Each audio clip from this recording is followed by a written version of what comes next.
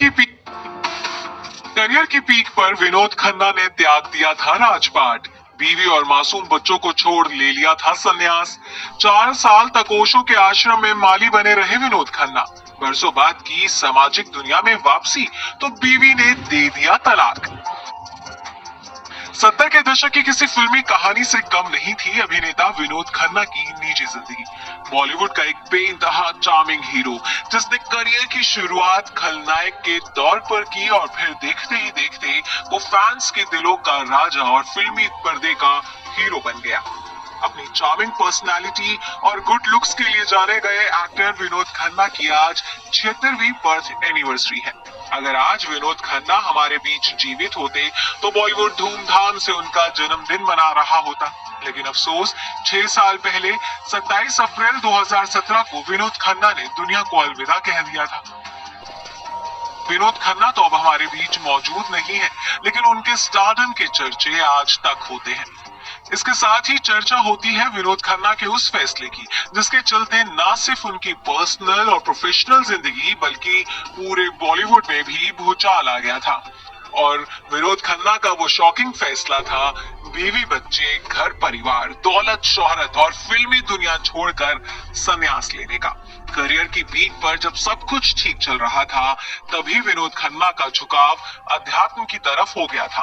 कहा जाता है कि अपनी मां के निधन से विनोद परेशान रहने लगे थे। तब महेश भट्ट ने उन्हें आध्यात्मिक गुरु रजनीश ओशो के आश्रम में जाने की सलाह दी थी, जिसके बाद विनोद खन्ना अध्यात्म की तरफ जाने लगे। कहते हैं कि विनोद खन्ना अपनी अधिकांश फिल्मों की शूटिंग पुणे में रखवाते थे क्योंकि यही ओशो का आश्रम था और शूटिंग के बाद विनोद खन्ना अपना ज्यादातर समय ओशो के साथ बिताना पसंद करते थे। और फिर एक दिन साल 1982 में अपने फिल्मी करियर के पीक पर विनोद खन्ना ने अचानक संन्यास लेने का फैसला कर लिया था।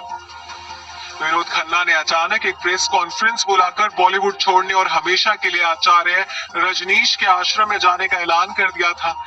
हैरानी की बात तो ये थी कि जिस वक्त विनोद ने सब कुछ छोड़ सन्यासी बनने का फैसला लिया तब वो न सिर्फ शादीशुदा थे बल्कि 2 बच्चों के पिता भी बन चुके थे।